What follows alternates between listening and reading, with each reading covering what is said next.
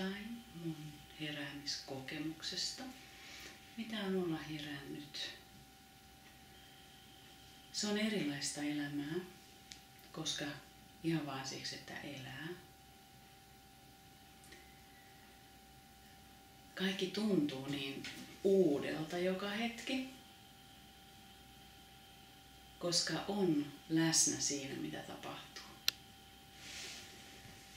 Jos mä näen ihmisiä, koiria, kissoja, taloja, mitä tahansa, on aikaa kuulla, nähdä, kokea sitä, mikä oikeasti on olemassa.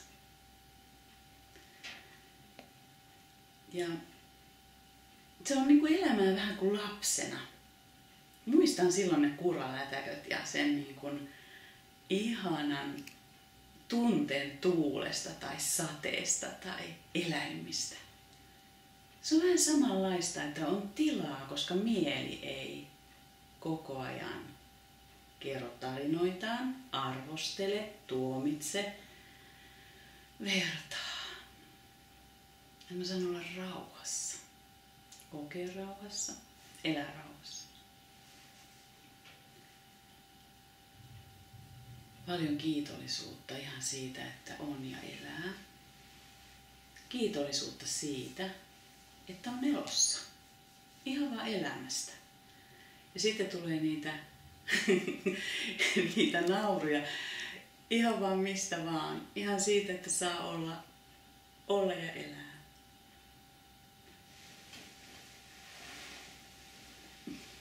Ei tarvi enää paljon. Hulluilla ja heränneillä on halvat huvit.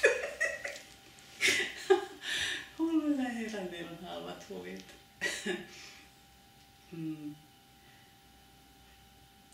Se on myös rauhaa. Mun sisässä on niin paljon rauhaa.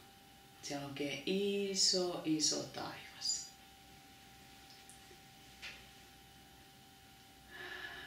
Siellä taivaassa on hyvä.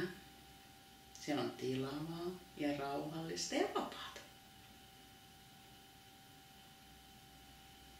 Vapautta kulkea.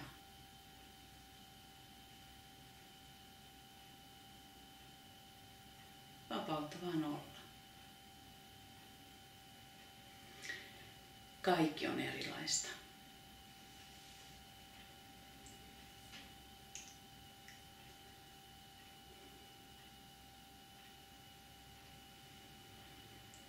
Haluaisin jakaa mun kiitollisuutta myös niille, jotka on auttaneet. Aneten monet tuntee.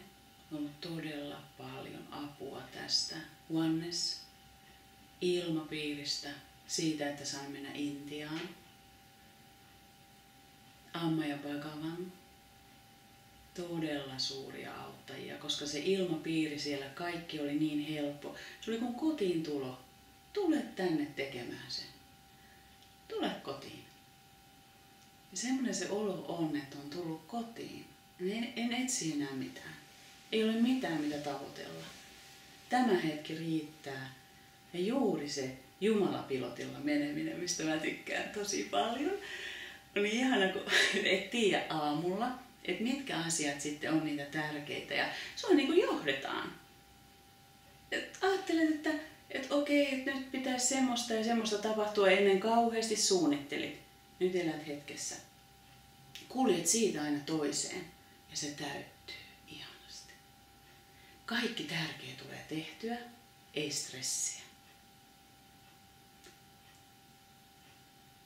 Ja nyt mulla on oikeasti kaikille teille suomalaisille, jotka tämän kuulette, niin me ollaan Nyn kanssa nyt täällä päätetty, että me halutaan tehdä kaikki näihin bileisiin.